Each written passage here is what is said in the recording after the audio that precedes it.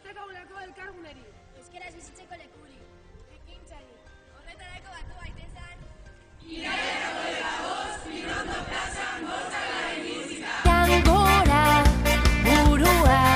Horrela ekin genion Itxarturi.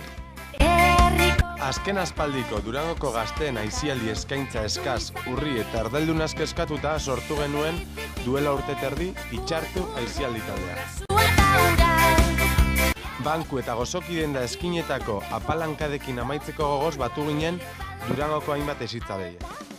Honi buelta emateko asmoz.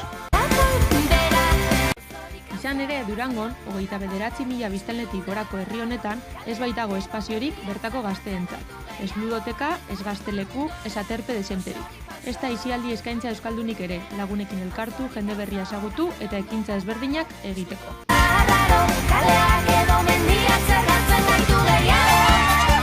Horrela jaio zen Itxartu.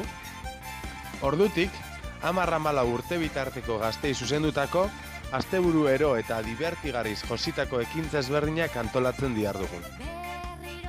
Sukaldaritza saioak, kantuz kantu, ginkanak, egun pasak...